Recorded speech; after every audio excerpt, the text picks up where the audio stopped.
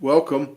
This is that early pregame session that I do to make things in order. I see your texts there. I'm going to get the usual disclaimers up now that we're live.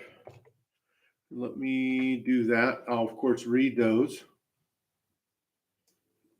But we are just getting here. Of course, we don't start officially till 8:15 Eastern Time. And of course, 6:15 in my time zone. Here we go. And I want to put also up here while we go the data gems. Okay, that's that. Okay, folks, again, we're here in the pregame. So we're not officially begun yet, but just here to make sure the tech is in order and so forth. I don't, your early texts might not get on. I figured that out before, but I'm still not quite sure. But anyways, we're live now. And we're about 8 minutes, sorry, till we officially begin here, the disappearance of James Riddle Hoffa. And so I hope everyone's there. Thank you, Carrie, hearing you clear, and I'm now seeing the text clear. And I hope everyone enjoyed the think tank tonight, whoever went. I didn't go. I should have. But of course, I had to review for this and some other stuff to do. But yeah, those think tanks I hear are awesome. Awesome. So, of course, this pregame does make it to the video. So folks are used to seeing it. And it's good to get in here to check out the technology, make sure everything's working, get those disclaimer texts up.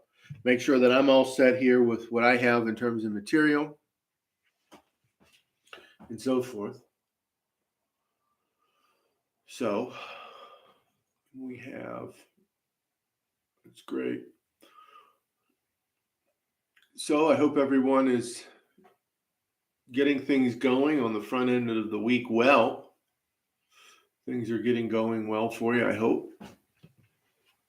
Up here in North Dakota, at least in my part of the state, the weather's sort of mild here. Of course, it's always possible, really, anywhere in North Dakota. Okay, got that, Carrie. Anywhere in North Dakota going through April and May, it's always possible to get one, maybe two, spring blizzards. Depending on where you're at in the state, I guess maybe that might be more or less likely. Okay, Linda, you're welcome. Thank you for attending. We still have about 6 minutes, folks. Again, looks like the technology's in order. I have my materials ready. And yeah, it is an interesting case here as we're in the pregame. Probably one of the most, if not the most, hello, Charlotte,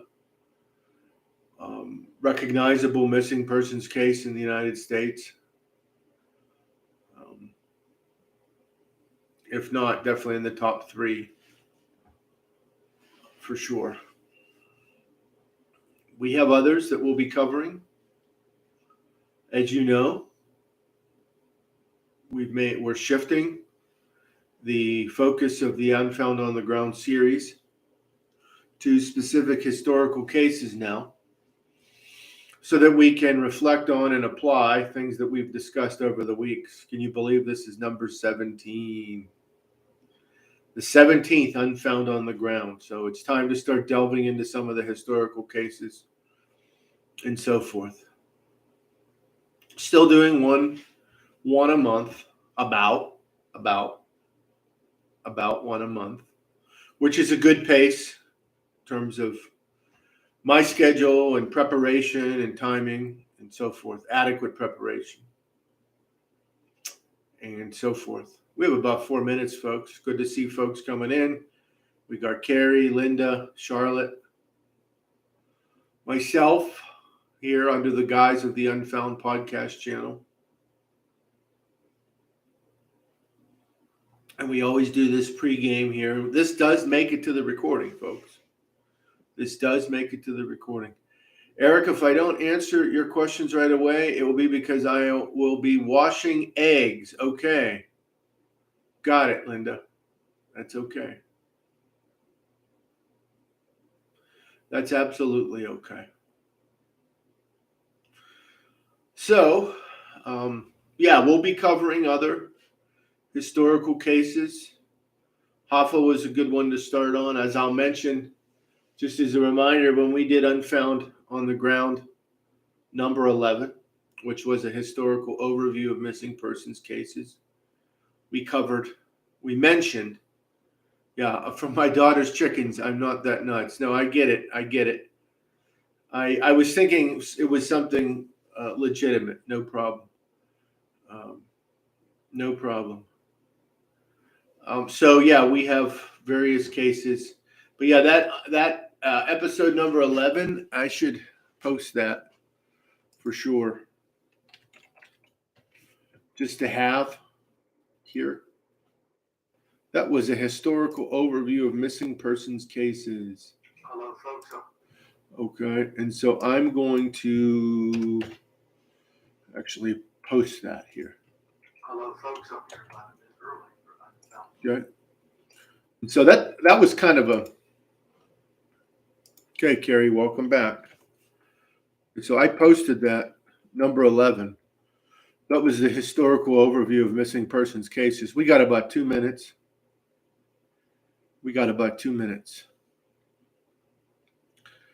I'll mention through this material, of course, besides the disclaimers, a reminder of the website like usual. I'll mention number 11. That's important.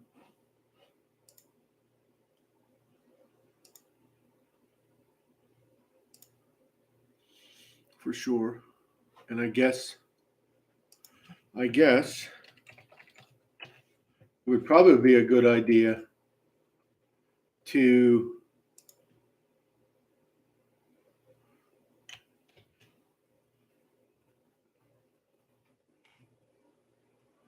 I guess it would be a good idea to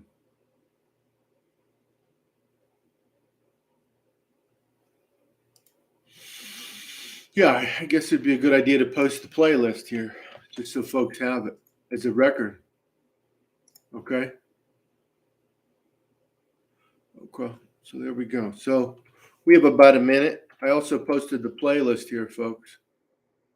Now, the way we have it set up is when the video plays, of course, as you know, the protocol is at some point, not long before actually we get close to making the next episode, Ed will then shift this episode from unpublished, or whatever the right term is, to making it basically public.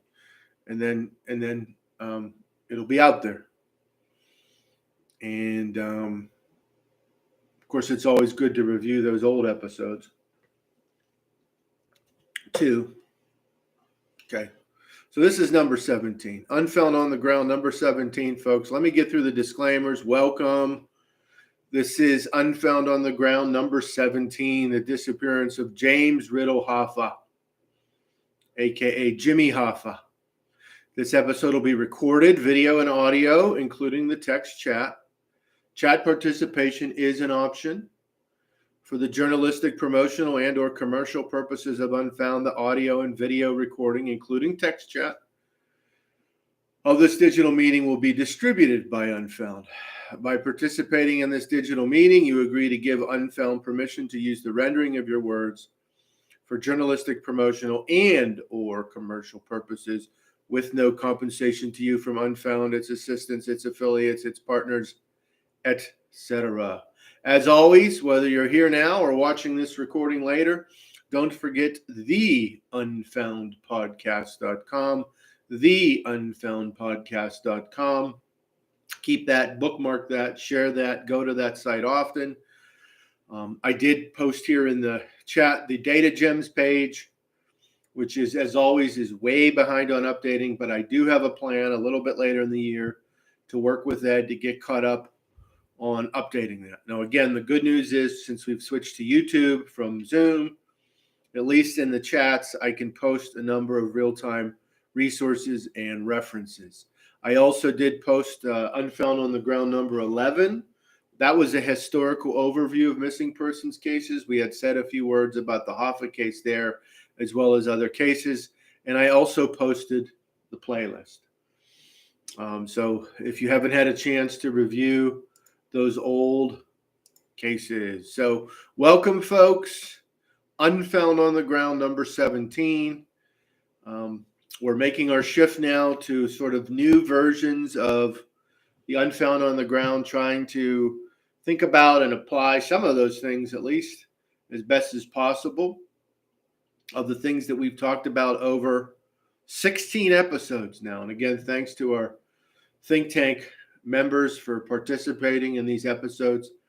Let me say on the front end, obviously the Hoffa case has been going on since 1975. There's a whole spectrum of viewpoints, hypotheses, theories, and I'm not necessarily, I may indicate tonight some leanings in one way or another, but I'm not necessarily officially endorsing any one view. I might talk about some journalists and so forth that I see as more credible. We're obviously mentioning some things about culture and in this case being on our horizon. Also, some of these discussions about Hoffa intersect with certain legal political discussions. And as always, sometimes that's unavoidable. But again, we're not necessarily endorsing any one political view or whatnot. So again, as I always say, notwithstanding your political points of view, we can engage some of these issues, but I just want to make that clear. So we're not necessarily endorsing what's on a site or what's being argued, although some are more credible than others, for sure, and so forth. Hello, Kathy, Paula, Linda, Charlotte, Carrie, and anyone else who's here. So, the first question I'm just laying out there, and really we have two big questions tonight. We'll just keep plugging forward at our pace, and we'll try to get to what we can. There's a lot of material on Hoffa. Who knows, maybe as we go through historical cases over the months and so forth, that, there might be time for a part two. But, one of the questions I had put out there for tonight, why does the disappearance of Hoffa continue to be of significant interest among the American public? And then number two is from previous Unfound on the Ground episodes, which avenues of research and analysis are applicable to the disappearance of Jimmy Hoffa? So those two questions will really guide our discussion tonight. Let me say on the front end, I'm aware of, and for accurate dates here of distribution or of release, I'm relying on imdb.com. I'm not going to share the links. You can look it up yourself. I remember 3 movies about Hoffa. There might be more, but there are 3 that come to mind for me. And when we talk about the, why the Hoffa stays on our minds, is I remember, and I do remember it years ago as a younger person, it was a TV movie. I see the title of it was called Blood Feud. That was 1983. The movie tends to focus more on sort of the Bobby Kennedy, Jimmy Hoffa tensions. There's not a lot. There's some words at the end on the disappearance of Hoffa. Of course, toward the end, it gets into Hoffa going to prison. And of course, if I recall, maybe it mentions Bobby Kennedy's assassination. But a lot of that movie, of course, is about Hoffa's sort of union politics and organized crime and back and forth with Bobby Kennedy. Okay, so then we have the 1992 movie Hoffa, which starred Nicholson and DeVito. And again, these sorts of movies certainly have violence and some sexual themes or whatever. So these are not necessarily movies for children. But of course, the Hoffa movie, 1992. If you remember, if you've seen the movie, has anyone seen the 92 one with Jack Nicholson and Danny DeVito? If you have, yeah. So Linda, you're raising a very important point, is that you'll notice with a lot of the commentators,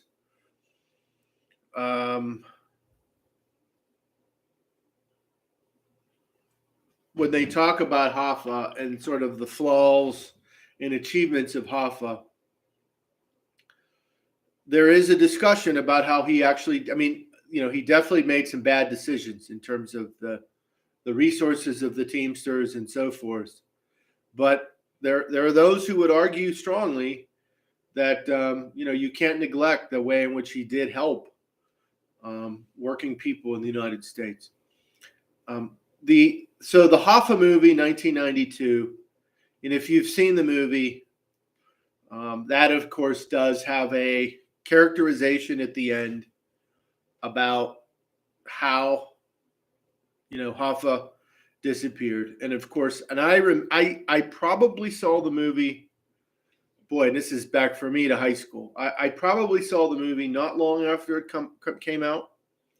I do remember sort of being surprised by the ending, not the fact that they portrayed it as a hit, but how the movie sort of was going, and then all of a sudden he's going to this diner, he's talking to this that the DeVito character goes in and is talking to this sort of younger working man.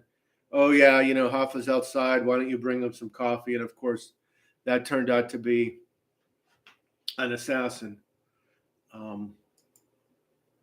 And then, of course, we have The Irishman, which came out in 2019. That's a Scorsese film that has a number of notable actors. It obviously relied on the credibility or the ethos of the actors, particularly actors who had organized crime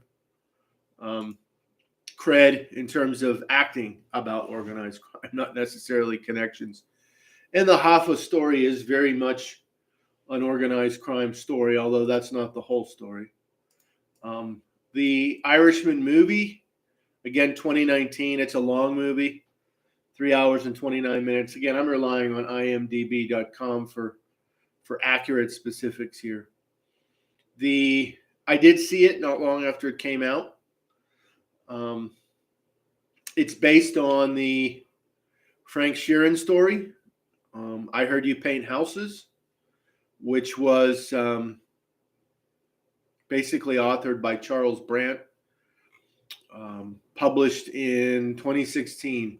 I remember first hearing about the Sheeran story, again, probably on a Coast to Coast episode or something like that.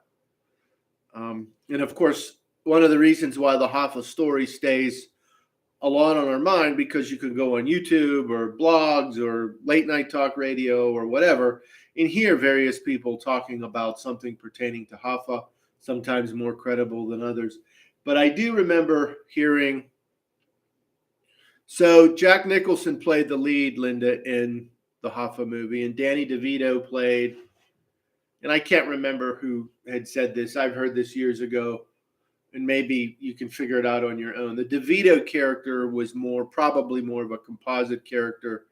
It's not of people around Hoffa. I don't think it was based on any one specific person. Obviously, Hoffa had people close to him, but it's been a while since I thought about that, so I'll stand open to correction on that one. But the Sheeran movie is, again, The Irishman, based on the Sheeran story and Sheeran's claim, The Irishman, that is sort of a tough guy, corrupt, connected, Teamsters guy, and he was close to Hoffa to some extent, and close to some Mafia people, that he played a role in the murder of Hoffa. There's a lot of skepticism about Sheeran's story. I think I mentioned this maybe in Unfound on the Ground number 11. That doesn't mean there aren't true things in it. It does. I mean, there's some debate about how great of a movie it is compared to other movies with some of these same actors, but it definitely makes for some interesting movie. Sheeran, the Sheeran theme sort of goes through a lot of events in the underworld, including with Hoffa. Has anyone seen The Irishman here? So we have the Blood Feud movie, which was made for TV in the early 80s.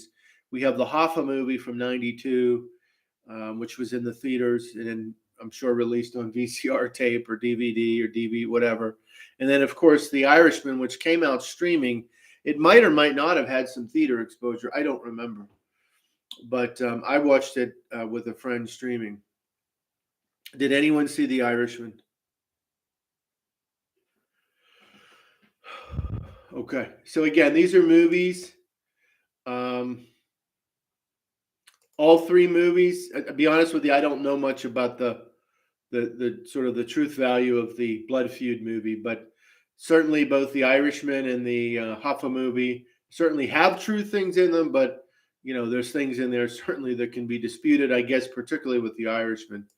But regardless, open-ended at the end, we still obviously don't know what happened to Hoffa. So, based on the accounts, and there are many, I think, most, I would assume, okay, got it, Carrie, I've not watched anything on Hoffa. I would assume that most people, reasonable people, may work under the assumption that with the circumstances that were going on at that time, that Hoffa was probably the victim of a hit. There doesn't seem to be, and let me say this on the front end. I know a lot, relatively speaking, about the Hoffa case, but I am by no means an expert. I've not done much, if any, original primary source resource on the case. I'm aware of the resources. Some of those resources intersect with some other case issues that I'm interested in, or items, cases, other cases. I've become familiar with aspects of those primary source documents. And I would think this would be one that maybe, especially with some of the renewed interest, what I'll get to, maybe folks can start jumping into this one more. That Charlotte, I've watched movies and shows about him. Of course, there are a ton on television, on YouTube, and so forth. So I've heard You Paint Houses book, and again, I haven't read it. I've heard some interviews about it. I'm aware of it. I'm aware of some of the controversies. I'm not necessarily endorsing it. It's something I might read someday. There was some disputes about it. Notably, there was a back and forth in Slate about this. And, there are a lot of folks, if you look in the sort of various discussions of the book, on the Sheeran book, that there are those who dispute aspects of it and so forth. It makes for good entertainment, but it doesn't make for a lot of truth. There's no doubt, though, that Sheeran was connected. The question is how likely is it that he was involved with the Hoffa killing? So 1975, July 30th, Hoffa disappeared, and that was in Detroit. And Hoffa was showing up for a meeting at the Marcus Red Fox. And again, we've mentioned some of this in episode number 11. So again, depending on what we know for sure based on accounts, and you hear again from different authors, and there seems to be some common threads. So he was going to have a meeting potentially to resolve some difficulties. Moldea, who I've mentioned and I'll mention more today, who who really is, whether you ultimately agree with some of Moldea's conclusions or not, he is one of the top, if not the top expert on Hoffa. He's been studying these things for decades. So a lot of things were going on in that time in the 70s.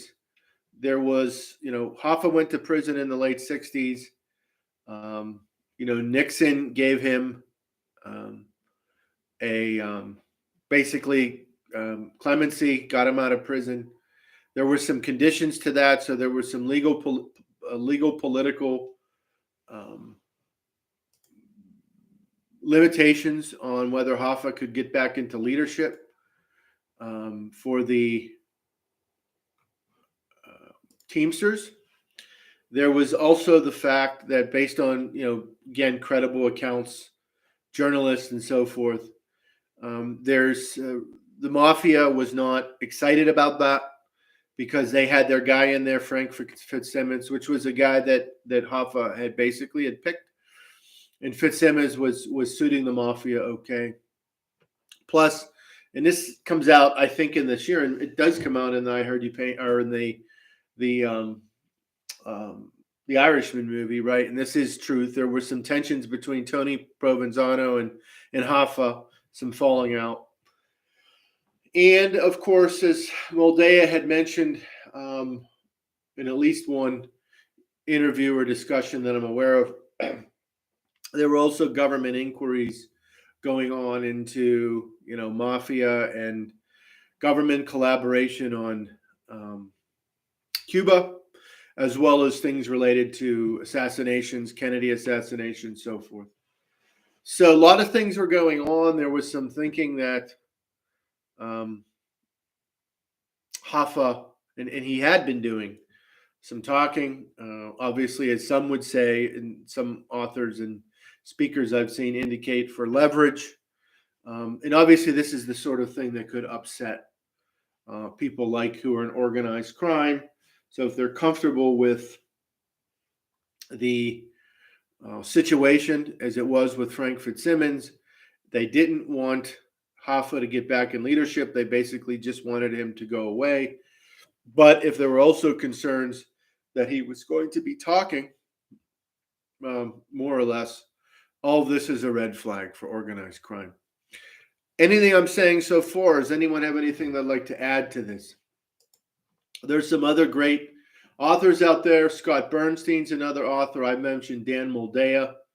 Al Prophet is one I mentioned, and I'll have a couple items from him to share. And there's another gentleman too I'll be sharing in a little bit of background on that. We think a lot about it. Here's a little piece from the Mob Museum. Again, the Mob Museum, and I've not been there. And certainly you can get into discussions, and I certainly have, with people about, these sorts of things. Do they glorify or inform or engage the public? But regardless, it has some material there. Can you believe anything that any of them say, Charlotte? To an extent, yeah. I think some of these folks, like Dan Moldea and Bernstein, and in particular, have done a lot of research. And I don't know if you mean the Mafia people or the journalists, Charlotte.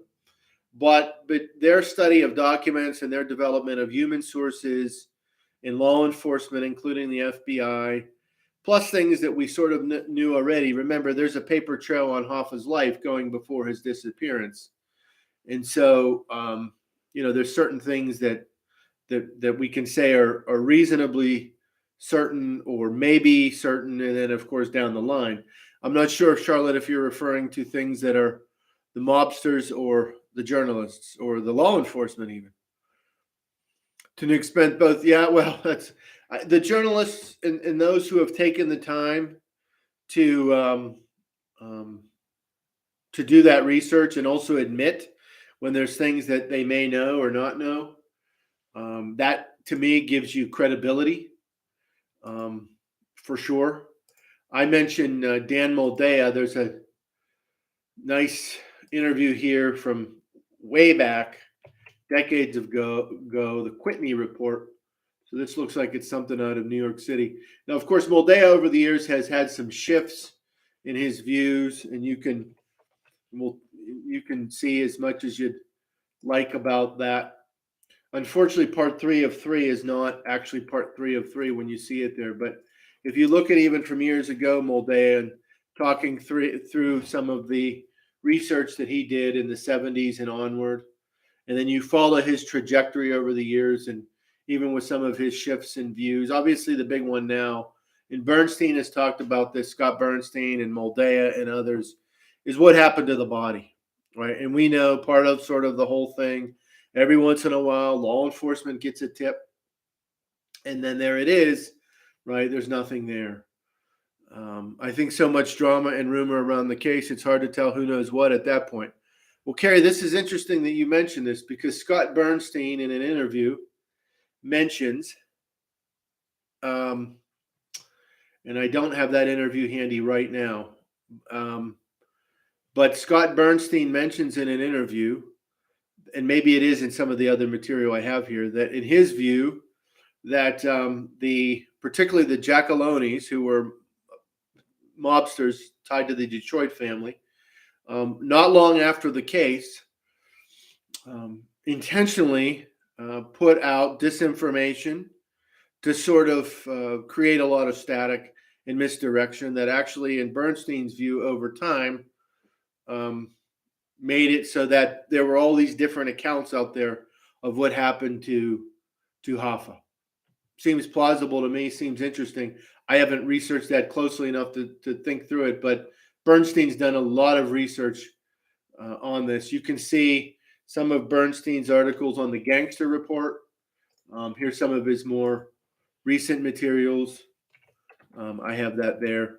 Again, these are resources. Again, credible secondary resources. We're going to talk about some primary resources soon, for sure. Another name that you should be attentive to, and again, I think the first time I heard him on was an interview on Coast to Coast, maybe like with the Sheeran book, the book about Sheeran. It was on maybe George Knapp, maybe not. Regardless, one of the hosts there. But regardless, Jack Goldsmith. Well, Jack Goldsmith was and he wrote a book called In Hoffa's Shadow, A Stepfather, A Disappearance in Detroit, and My Search for the Truth. Now, his stepfather was Chucky O'Brien, or is Chucky O'Brien, if Chucky O'Brien's still alive. I don't know if as of today he is, but he had been alive here up until very recently, or somewhat recently. And basically, and I'm sharing with you and again, I haven't read this book. I might someday. I've seen some talks and interviews from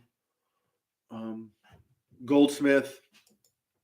It's interesting because ultimately he exonerates, because the thinking was that, at least among some, that Chucky O'Brien, who was close to Hoffa, was in some way part of the assassination. So, that is something that over the years that had persisted, and Goldsmith counters that. As you'll see in these talks here, he does have some ideas about who it might have been. But interestingly, again, to his credibility, is he says, hey, I'm not going to name that name because I don't want to put that guy through with what his father went through, or his stepfather, in terms of having sort of a heavy accusation with what he believed to be inadequate evidence. And so that's interesting. But those talks are interesting. Those would be good places to start. There's an interview I shared there, as well as the talk he gave at Harvard. Okay, a talk he gave at Harvard. Okay, I'm going to loop back here to the chats. Carrie Wellburn. Okay, I'm going to start with Charlotte here. Or Linda. Or Kathy. Linda, it sounds like you know a lot about the Hoffa disappearance. Good for you. Charlotte, I know what came out of it when it happened and over the years, but it's hard to tell what is really true, other than most likely he was murdered and buried someplace, right? We know it's hard to believe that there's any other scenario other than he was murdered, organized crime, and buried, and again, Bernstein talks about this in the incineration view, right? That he actually wasn't buried, but he was incinerated. And interestingly, he was possibly incinerated in the Detroit area at a place that didn't last much longer, as a business that had mafia connections. Carrie, I don't know much about the case, doing some quick Google searches as we go. Kathy, such a high-profile figure. I read the wiki about Hoffa a week ago. He sounded very egotistical, but also very industrious and willing to take chances. Yes, he was definitely that. And a bit of a tough guy himself, and not afraid to he certainly compromised himself, and he compromised the Teamsters. But he also, again, according to many, did some good. But it was an interesting balance for him. But yeah, he really was all about the Teamsters and wanting to be a leader of the Teamsters. Charlotte, from what I know of him, he did a lot for the union workers. Again, that's an interesting thought. He did do a lot. Of course, he also put the funds at risk too, because, again, some of the dealings that were going on with organized crime. Linda, I think, like most people hoping to do good for people, he was hooked on fame, fortune, and turned to greed and murder. Yeah,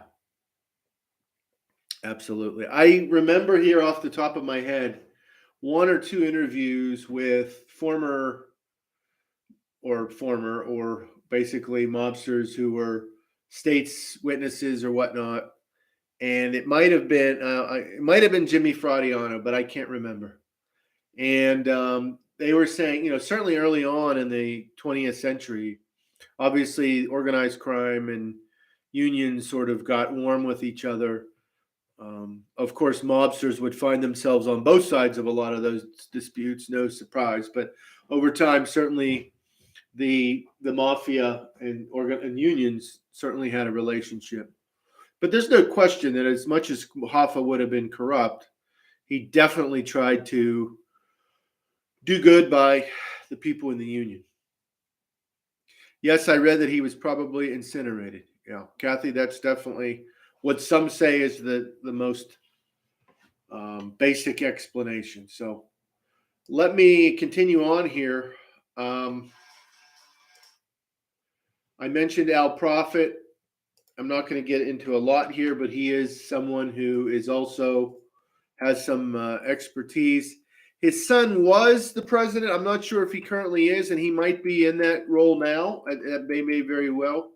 I know his son has stayed active, and it may be the case that he is now. Again, I mentioned Al Prophet as an expert, as someone who's at least worthy of paying attention to, or at least someone who's gathered the expertise and others. He's definitely someone you want to keep on the list if you were to study important secondary sources about the case. Now, let me take a step back and just go to the important discussion about primary sources and what we do have. Now, you'll notice there are redactions and there are and I have here the FBI, the Vault, Jimmy Hoffa, which I'm sharing. And there you can go through what is at least is available as of when they put this out, and through various FBI records. Again, keep in mind that this isn't just going, what the FBI was involved with Hoffa is not just about his disappearance. And of course, the thinking is that someone new. So Sean O'Brien. So that's who's now, which would be okay. So so what we have from Hoffa certainly most likely aren't all the files that the government has. As you'll see, if you go through some of those files, there are redactions. I'm also sharing, and some of you remember, I'm a big fan of Mary Farrell Foundation, maryfarrell.org, MARYFERRELL.org. Now, you can get per day, you can get certain number of access. Again, it is a paid site if you want to have continued access. There are a number of documents, including things from the government, more primary sources. They also have various secondary sources that may mention Hoffa. Okay. Obviously, with this database, they're primarily interested in things pertaining to the Kennedy era, the Kennedy assassination, but that overlaps with all sorts of things about unions and organized crime and so forth. So there's that search. You might have to click search again when you go to it. But that vault site, and I might have shared that when we did Unfound on the Ground number 11. But regardless, has anyone been to the FBI vault before? I know we've mentioned it in terms of looking at the documents there. And you can see what's available. I'm not sure if it's most up to date on everything that's available, but I would assume that they're doing a pretty good job of trying to keep up on things that have been released. You'll see that there are things that are redacted, right? Over time, some of that may change. It's actually possible that the Mary Farrell site might be more current in certain areas than the vault. I don't know for sure, but that is possible. Okay. But if you go to the vault, you will be able to access various primary, FBI documents about Hoffa. And it would make sense, right? Can again keep in mind that Hoffa is someone who was, in some ways, a highly regarded, highly supportive figure, but also someone who was a highly polarizing figure, right? For sure. It's very interesting reading, right? And if you're going to get interested in any case, and you have any historical case, and you have these sorts of documents available, I was hoping to find, and I was looking through some of the government websites, and of course, I always mention USA.gov. I did a search on James Riddle Hoffa, and I was hoping to find, and I haven't found yet. It might be out there in the Nixon Library. Maybe not online. I was hoping to get a copy of the Nixon sort of declaration or whatever that got Hoffa out of prison and anything that went with it. But I wasn't able to find the exact copy of that. But you could see even on the USA.gov website, there's a lot of important material, some more relevant than other to the disappearance, but certainly important. Well, interesting when you can actually read an entire page with that black line. So yeah, Linda, there's a lot there that's redacted. Again, it's possible that on the Mary Farrell site, there's some material that's more current in terms of release or not being redacted. But I haven't gone through it closely enough to see. If you're on the Mary Farrell site, the place to always start, not that those other areas aren't relevant, are the documents. So if you go to documents, and so I go down and I said, see, there's a ton of hits, 4906. And so that's a lot. I might then, for instance, go and say James Riddle Hoffa, just as a start. Of course, I know that there are some files in there that use that name. But then, of course, I might try Jimmy Hoffa, James Hoffa, James Riddle Hoffa, right? And so, this is material that is going to be, including preliminary to, or have material about preliminary to when he had disappeared in 1975. So, for sure. Now I've mentioned newspapers.com. That's a paid site only. Certainly if I were going to, and if I were going to do any research here, so there's, again, nothing I can share here. And again, that's up to you, other than a reminder of the site. That's up to you if you want to do a paid subscription, or maybe, I don't know, maybe your local library or something has it. Think, again, keeping in mind, going back to, decades, right? And Hoffa's rise in the Teamsters, up through the time he went to jail in the late 60s, through the time that he was let out of prison, through the time that he was trying to get visible again, through the time that he disappeared in 1975, right? You're going to see articles, even articles after that. Okay, but newspapers.com is definitely an area or a resource that I would be going for on that. And then another one, and then don't forget about Google Scholar, folks, scholar.google.com. Now, I'm just going to put Jimmy Hoffa in here. Okay, and this is going to give me various pieces here.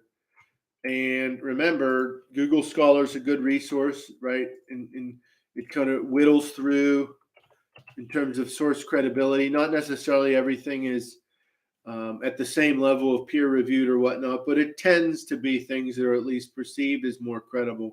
The other thing that's interesting is, don't forget, with Google Scholar, scholar.google.com, I can also go under case law. Let's say I click federal courts. Just for now, I'm going to click federal courts. I didn't even click Michigan or whatever. And I'm going to put James Riddle Hoffa right in there, right? If I wanted to look at some of the cases. Okay. Interesting, right? There it is. Of course, some of that might and of course, you'd have to make sure that there wasn't something there pertaining to and I haven't looked at these cases too closely, but could it pertain to his son or whatever? I'm not saying his son was or wasn't in court, but just like with any research, you'd have to sift through. Obviously, his son has the same or a similar name, right? For sure. So looking at this case from 1983, right? And of course, it might have material there that is relevant. Yep. And this is talking about the father and so forth. Again, I'm not saying his son was ever in trouble or did anything. I don't know as much about his son.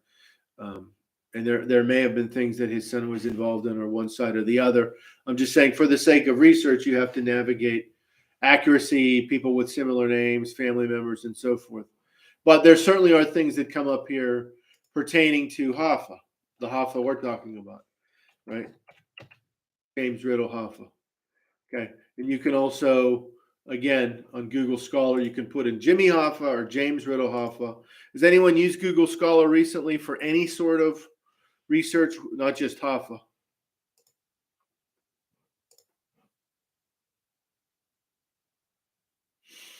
Okay, and I'll keep an eye on that chat for sure. Okay, and again, that search functionality on USA.gov is important. The other one, don't forget about the Google News archive search. And I have used it here. And I have because remember, Google News Archive doesn't, as far as I know, doesn't really update anymore, but they keep it going. I don't think they update anymore, right? I never heard of Google Scholar. Try it out, Kathy. Yep, try it out. It's a great one, right? So when you go to if I put in Hoffa and put in search archive, and I'm putting Hoffa in quotes, right? And so I come up with various older articles, right? And then you click on them, it goes to the PDFs basically. You can't necessarily print them often or at all, maybe because of copyright issues. That may depend, but if I remember, you generally can't. Okay, so I have that search there, and you can see. Remember, it is possible that sometimes you can find things on the Google News search that are not necessarily, on the newspapers.com or Library of Congress. We've talked about that one before. So that would be good, right? If I'm getting to know this case and I'm going to spend some time in it, right? I'm going to go for my most credible, even if they disagree on certain things, right? I'm going to go for my most credible journalists or scholars or lawyers, whoever, who've talked about it. And then I'm going to start to look for sort of the debates that they may have amongst themselves, as well as some of the common threads. Then I'm going to want to spend some of my own time reading some of the older articles, whether it's by the current guys or other people. Look at some of those immediate news reports. Of course, as we've learned from other cases, sometimes things get reiterated or reported over and over inaccurately. Maybe some of that stuff gets sorted through later. It is also interesting to listen to some of these guys talk. It's kind of a lesson, I guess, even again, if they have some different views, even just to hear them talk about how they've dealt with some of their own sources, their own human sources in law enforcement or organized crime, for instance, right? For instance. Carrie, did you say you forget about that, but have you used Google Scholar before for something else?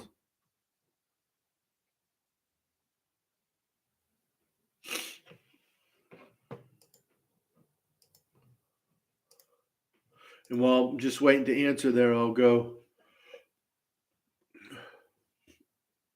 to my next thought. And again, it's ancestry.com. I'm not even going to post it here. Well, I guess I could just as, and again, I'm not an ancestry or I'm not, my girls have used it for college. Yeah, it's very good. And again, it's Ancestry. Very few things you can get there for free. But I'm mentioning it just like newspapers.com. Obviously, to get at most of the stuff you have to pay. If I might mention while we're here, whether it's related to the Hoffa case or anything else, soon, just to build off of our last episode, which was about genealogy for missing persons cases, I have recently discovered that the 1950 census will be out soon. The 1950s soon. Linda, they will be eventually. For now, they're listed on these episodes because when the chat shows, it shows when the video shows, it shows the chat. I have a plan going through this year to work with Ed on accessing the Data Gems page and making sure that's updated with at least many of the key links. But for now, I'd bookmark them. And I should probably send some of those out by email too, like I've done once or twice. And I will at least send some of them. Thank you for asking. The 1950 census will soon be available. Now, it's possible that may be available through some government site too. So it might not be that you can only access it through the genealogy sites. I don't know, but I can tell you as an amateur genealogist and as someone who researches cold cases and as a general matter, this is a big deal that the 1950 census will be out soon because as we might remember, census records are sort of staggered and how long they come out. And I remember what the buildup was when everyone was waiting for the 1940 census. So the 1950 census will be out soon. So keep an eye out for that in April. Okay, keep an eye out for that in April. Okay, if anyone else wants to chime in too about Google Scholar or Google News Archive, please do. So on Ancestry.com, right, if you're going through that, obviously with notable figures, just like with everyday people, there's going to be things on there about Hoffa.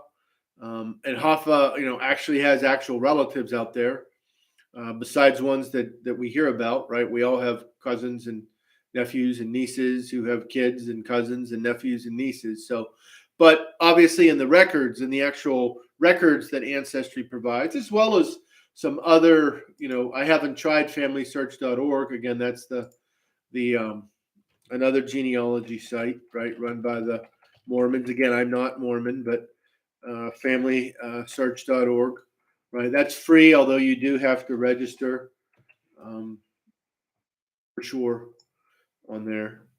But again, that's their Ancestry has materials, right? You could be looking at, as I look on this here, military, draft cards, birth records. Hoffa was born in Indiana. Let's see here. There's some public and private areas where people have photos or family information. Stories, right, and so forth, just like you typically would find. And again, it's important to get to know about the context, about the life of the person, the context of the person. And of course, you never know when something might be important for understanding something about that person that could be important for their disappearance. But as I always don't forget about the genealogical profile. And again, the challenging thing with the Hoffa case is it's been researched so much, and you have people like Moldea and others who have done such extensive research. That doesn't mean that anything new can't be learned. But if you were going to dive into this case, obviously, you'd want to really dive deeply into those credible persons who've dealt with it, and then sort of see what avenues are still out there for research. What are some of the unanswered questions? Of course, the other option too is you just see that these guys get interviewed and continually to make appearances on programs and continue to have questions asked of them about their research, which does have a certain value for sure. So I've mentioned Moldea, and he has, and I mentioned this in Unfound on the Ground number 11. Moldea recently did this was back in 2021, August. He did an interview on Gary Jenkins's program, Gangland Wire, which was pretty good interview where Moldea talks through one comment about the ancestry DNA tests. My little sister's ages didn't come out exactly the same as mine, which they should have. The numbers are just estimates. By the way, Kathy, and I'll say, I was going to roll this out later, but I'll say it here since we're just here and eventually this will come out. I did eventually decide. Remember, I'd said in the past I was considering the DNA. I did finally do it. Notwithstanding legitimate concerns about this or that, I did finally do it. So I haven't got my results back, but that's going to be a big open door in terms of research. So I've mentioned that once or twice that I was sort of on the fence about that or considering it, but I did do it. So that's out there. Moldea has a lot of material that's out there about Hoffa, as he has been. So Moldea has been pursuing, as has been Eric Shawn from Fox, the possibility that Hoffa is buried in New Jersey in a waste site.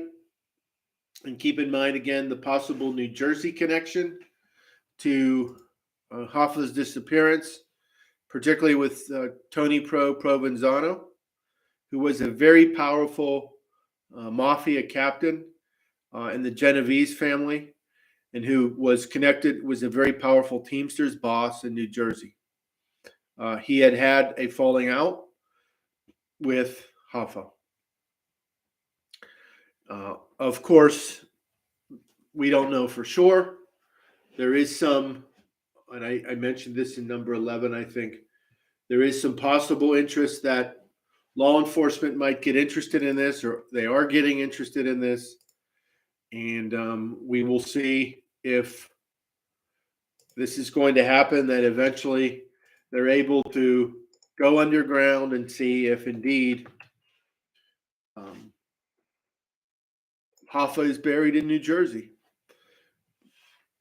Obviously, Moldea, he's been pursuing this for a long time. And Eric Shawn from Fox has been pursuing this. Of course, Moldea has been pursuing this a long time. There was some collaboration. I don't know what extent that's still happening based on some things I've read. I'm not going to get into that here because I don't know the whole story. But I'm saying Moldea, primary, Eric Shawn, definitely in it.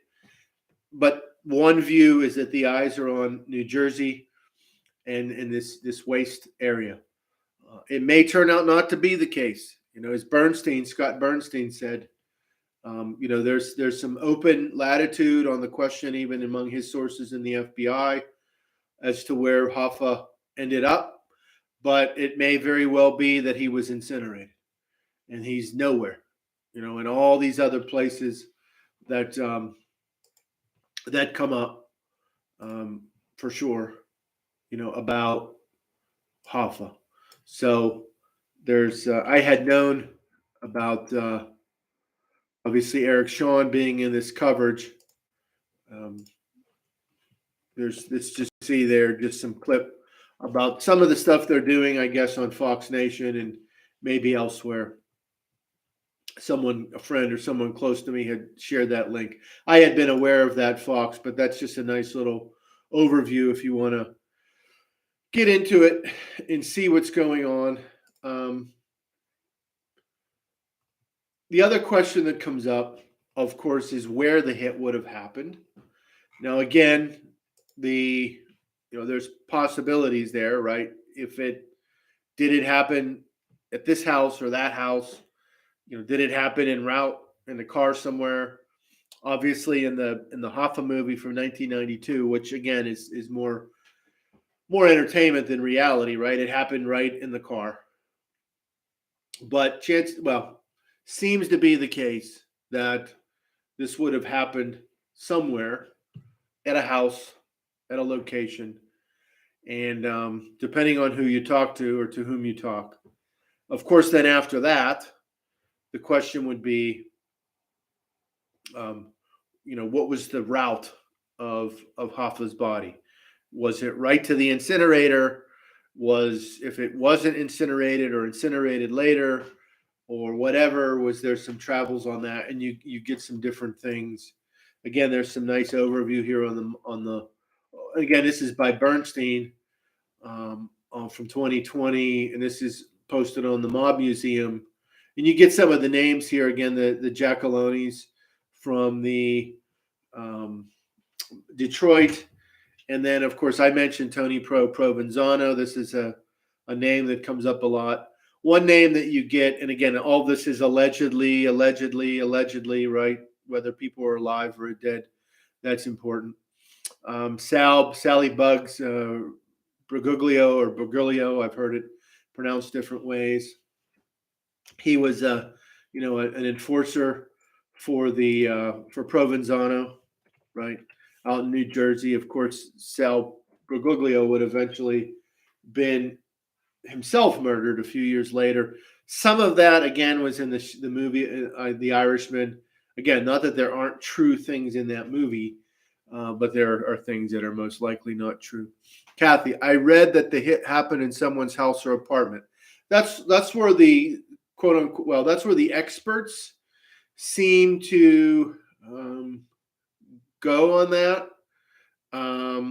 And even when you think about different people that might have been involved, whether they're Detroit guys, and I haven't even gone through all the possible names, or guys that were New Jersey guys or so forth, it does seem to be the case that I don't want to say most likely, but there's some likelihood that this happened at someone's house. So one possible, and maybe I got this from Bernstein, maybe a little bit from Moldea.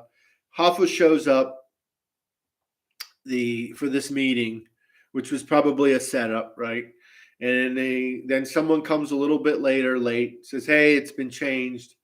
He calls his wife in between that from a payphone nearby, says, "I'm going to be home. I'm going to bring some steaks to make." Then that car shows up and says, "Hey, we're going to have the meeting, but there's been a change." Now, the thinking here goes, of course, and you see this discussion even when you're watching the movie or when you're thinking through it or whatever, and I mean The Irishman. Again, I'm not necessarily endorsing Frank Sheeran's story, but the point is for Hoffa to get in that car, I mean, he had some street smarts. For Hoffa to get in that car, there had to be some sense that, oh, okay, this is okay. And so he gets in the car, presumably, and they go then to a house, maybe an apartment or a house, for the meeting. And then that's where the hit happens. Or was it on the way, right? We don't know. Again, I don't necessarily say that the Frank Sheeran account that shows up in The Irishman is accurate, but it plays out one possible scenario along those lines. For sure. I did mention, too, just of historical interest, the Marcus Red Fox from a museum not long ago. on number 11, I had just shared a presentation. There's some stuff, and it was, Hoffa's involved in it. Towards the end, they get into some fantastical discussion, but it's fairly serious overall. But you get into some interesting background on the actual restaurant, the Marcus Red Fox, which it seems to be the case that it was not. This is from Michigan, a Birmingham museum in Michigan, and they're clear in their YouTube channel. They're not the one in Alabama or UK. So seems to be the case based on what I've seen with just a little bit of, and particularly from this video, that the Marcus Red Fox was not a connected place, seemingly. But you do get some interesting things. Obviously, that's the place where Hoffa was going to and was stood up initially, right? That restaurant in Detroit, or in the Detroit area. And as far as I can tell, and I know she covers a ton of things, I've not seen a page on the Charlie Project. We like the Charlie Project, right? We like the Charlie Project. It's an outstanding resource. Now, I did see that Megan has some commentary about the about the Hoffa case on her blog, but I did not see an actual page. We love the Charlie Project, of course. I did not see an actual page. I did see a post, and I got it from one of the Charlie Project's page, a nice post that linked to a cold case Michigan site. And in the overview, seeing that was pretty interesting. And I don't, that mentioned there something that would be of interest to me. It's probably not very groundbreaking, but declared dead in 1982. Interesting. And obviously, when someone goes missing, people have to make a decision at times as to whether they're going to declare someone dead or not. And so that is something that has to be dealt with. And I didn't know that specifically, but that was something I definitely would note if I were going to be thinking through that case. Seems like not a small detail, maybe not incredibly connected to a specific reason why he disappeared, but certainly important as you think through that. So as we're walking through this, and as always, we've covered a lot of ground. Let's take a step back here. Kathy or Linda or anyone, what other resources might you suggest of things that we've discussed or maybe not discussed in the past in terms of researching this case?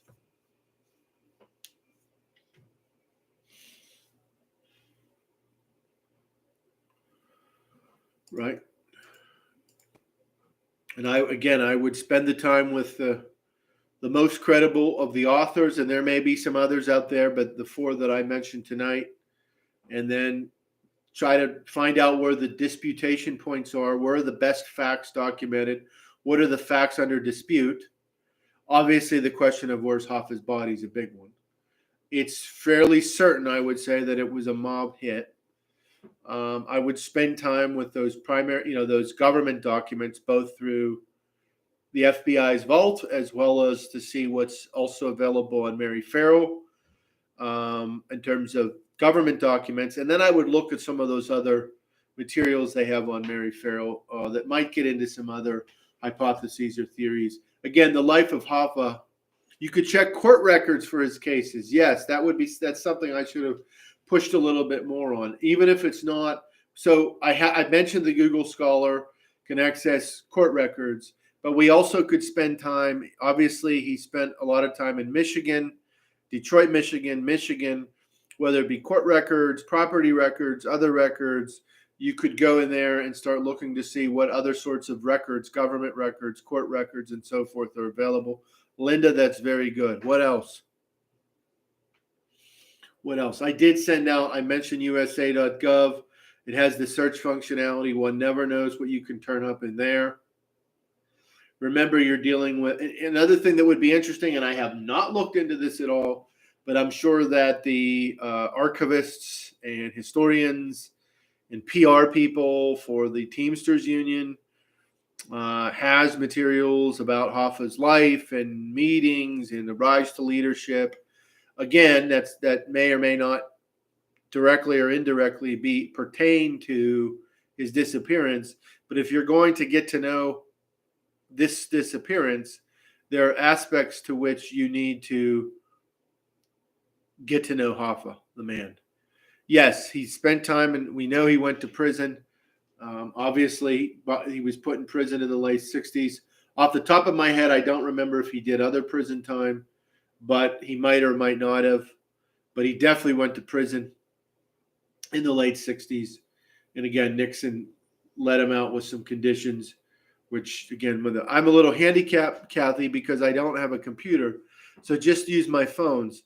Some of the research websites are better used on the computer. Absolutely, absolutely, absolutely. There are some things you can do on an iPhone. I don't use iPhone. I have a flip phone, but I do a lot of things on my laptop and so forth. The only thing I'd suggest, Kathy, and obviously, with your schedule, I don't know, but you could go. I don't know how close the local library is. They have access usually to a lot of these things. Remember, in the past, I mentioned ProQuest database, ProQuest newsstand, other ProQuest sorts of things. They might have access to other databases, obviously academic articles, people, historians, criminologists, others who have talked about Hoffa or the Teamsters. I know there's a few other sources that I'm missing here tonight that have talked about, sort of Hoffa's influence and involvement in labor. And that's important material. There may be records from the IRS that use his cases as an example, since he was brought up on money laundering charges. That's interesting.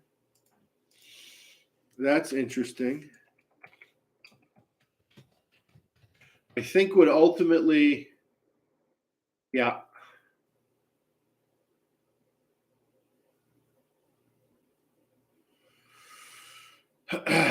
Yeah. 1964, I got a New York Times here. And then, of course, later he would, I believe he would get in trouble for jury tampering. And that's what would be part of it. Yeah. So, yeah, there would be governments, Teamsters history, absolutely. And they probably have, whether they're online or they're not online, archives. The oldest library is about 6 miles one way in Sun City, California.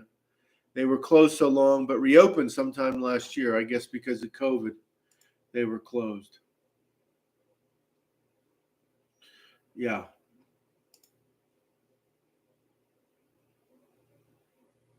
Mm-hmm.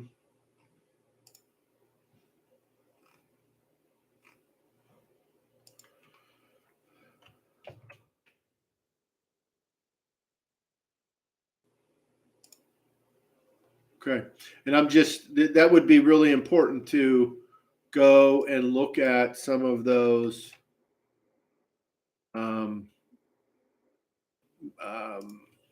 government records that would be available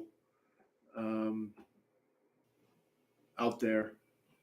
Most of the IRS records are private, unavailable, but they may have general info online. That's good to know, Kathy. And that is true, that IRS records tend to stay private for a long time, right? IRS records tend to stay private for a long time.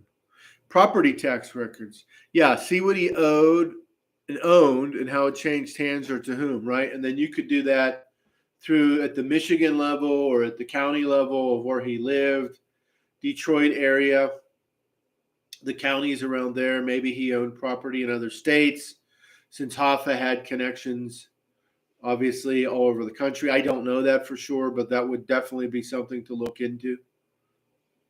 Absolutely, Linda. Carrie, how about you? Any suggestions?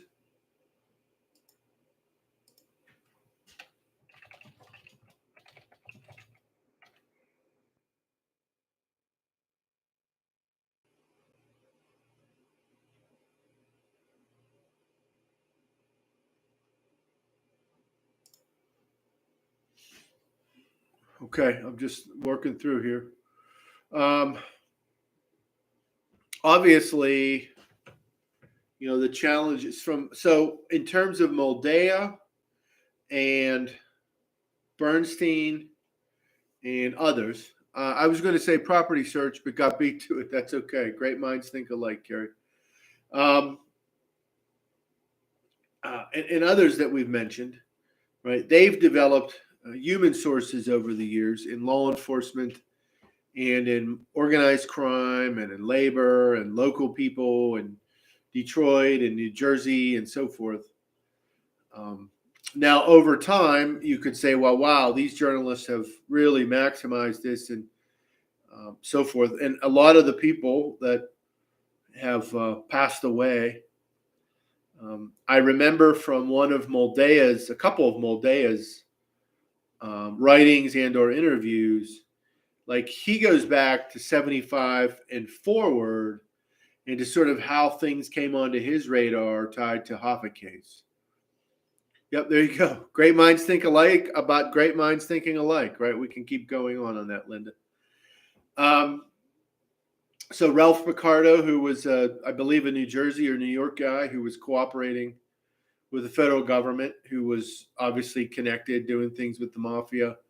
He had talked about people who had talked about, and again, this is from Moldea, over time, who had some knowledge of the Hoffa case, purportedly. And so, with Moldea, that and other things, he was able to sort of jump into the mix of the Hoffa case and just keep moving forward on it over the years. And it's been something, like he said, that he sticks with. If you watch the Gary Jenkins interview that I sent out, the Gangland Wire, that's a pretty good interview. It's relatively current in terms of where, let's see here, in terms of where, let's see, and I hope that's okay. It's not going to open there, but in terms of where Moldea is with his research, and in fact, when I'll do the email is sort of some of the important ones to watch from this evening. The Moldea overview, and again, you don't have to agree with everything Moldea argues, but he's been very thorough. Same with Scott Bernstein. Same with the gentleman whose stepfather's Chucky O'Brien. These are books definitely that I intend to read his book, and potentially someday, again, although I don't necessarily believe the whole story, possibly the book that Brandt wrote about Frank Sheeran's story. Okay, I typically start with background search sites and start criminal searches and property searches from there. Very good. What about Mafia histories in and around Michigan? That's very important, Linda. Scott Bernstein, as you can see from some of the pages I sent, Moldea too. They are piecing, and you can do some of this yourself through looking at some of these different accounts or arguments. Even some of the stuff that Goldsmith says, there's one or two things he says where I would sort of loop back to either the Moldea or the Bernstein research and say, wait a second. And so you can see certain names, like, we've mentioned the Giacalonis. I've mentioned Tony Provenzano. Obviously, you can see in some of those overviews that I've sent, there are certainly other names too. So the Mafia histories, and of course, what are the Mafia histories that are relevant to Hoffa? Obviously, Detroit, Michigan. Chicago is going to be important. New Jersey is going to be important. Okay, that could be Jersey City or Newark or surrounding areas. New York City is going to have some role in that. Pennsylvania, right? The name Russell Buffalino comes up. He was a sort of a high power heavyweight in mafia circles who was sort of a trusted go-between. There's also Florida was a big deal in the life of James Riddle Hoffa. Okay, so whether it's the Mary Farrell database, you can see some of this. See, for not directly, just not primarily or really much pertaining to Hoffa, but for some research for another case, I have seen obviously things about Hoffa sort of on that radar again because he's involved with union and this and that right through the decades. This is not this is like pre-Hoffa disappearance. I'd like to find holes in rumors and attempt to disprove them. Absolutely, that's a great approach too, right? And so that's again, you can start with Moldea and Bernstein and some others, lay out what seems to be most credible, and then look at the claims that have less and less basis. And then kind of go from there and then figure that out, right? Like what's not reasonable about this? You never know. You might find something where it's like, well, wait a second, there might be something here. But on the other hand, maybe not. I think that's a good approach for sure. Absolutely.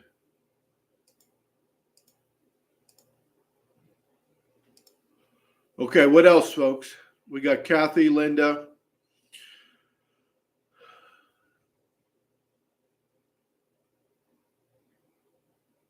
Carrie.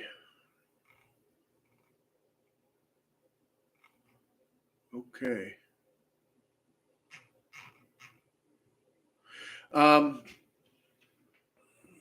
If you can get to your local library, you're going to often find, like I said, databases that you may not have access to at home. ProQuest, Academic Search Premier, or the EBSCO platform. JSTOR is a good one. Yeah, Linda, I don't think you're able to post a link. Can you send it to my email?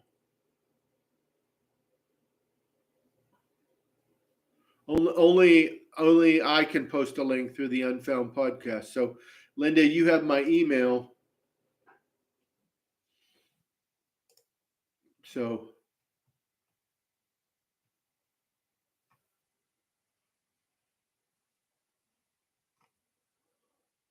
okay, so you can send it to me. Send it to my email, and I can take a look at it. Go to your local library, JSTOR, EBSCO, right, platform, the ProQuest platform. There are some other databases. Certainly people have written about Hoffa. Obviously the disappearance, but like I said, I know there's some materials out there pertaining to Hoffa's involvement in labor. Obviously the disappearance comes up. The connection to organized crime comes up.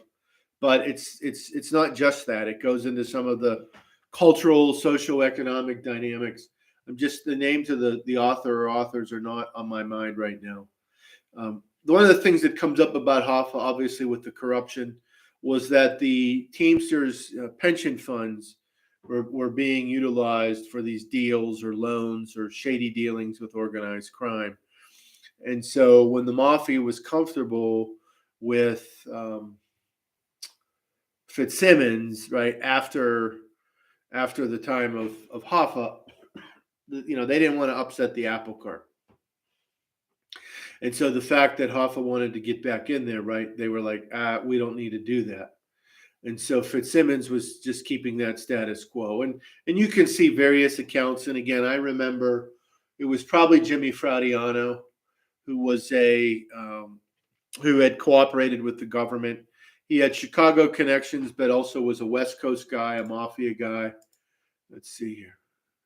He was a West Coast guy, a Mafia guy, and he talked a bit in his interviews, and you can see them online. This is going back to the 70s and 80s, where he here you go. Thank you, Linda. Where he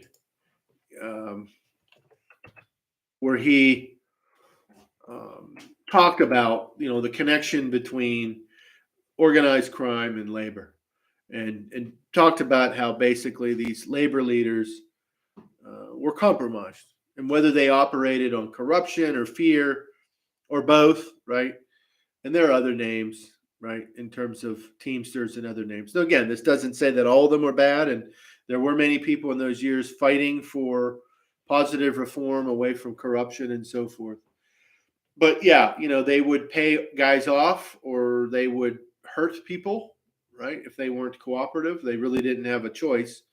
If someone, and again, I'm using the word allegedly with all this just to cover myself legally, politically, and ethically here. But these guys, if they didn't cooperate, they could get hurt. They could get hurt for sure.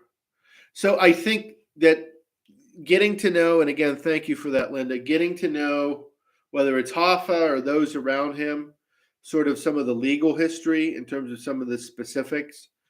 We also know that, Robert Kennedy and Hoffa had this huge rivalry, and Hoffa was no fan of the Kennedys. Again, go back to what I had said earlier, and Moldea gets into this, and some authors too. There were a lot of things going on in 1975, July 30th,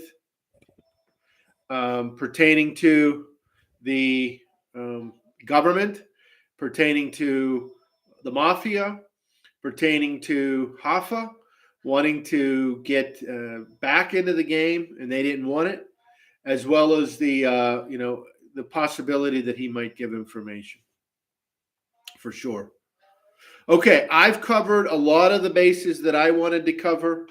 Again, if you were going to dig into this case individually, pursue it, right? Start with some of the highly credible journalists and scholars that have dealt with it. Sort through those facts that are relatively well established. Navigate the debates of what are open questions. Obviously, you have obvious ones like, where is Hoffa? Was he incinerated, or is he in a barrel or a drum in New Jersey or somewhere else? There are other questions, facts that are open right now, open questions, right? In terms of what specific players were involved, who was the hit team, right? You could watch Moldea, you could look at Bernstein, you're going to see some different versions of that, and so forth, right?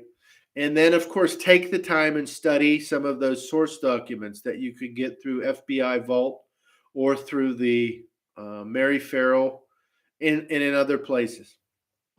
Genealogical profile, study the legal and other governmental documents. Again, I mentioned those movies. It's Hollywood, it's TV, it's movies. You have to understand when you watch those movies, part of that being entertainment, there are things in there that are not necessarily factual, but are part of the entertainment. Doesn't mean everything in those movies are untrue, but there are things that aren't true or most likely not true.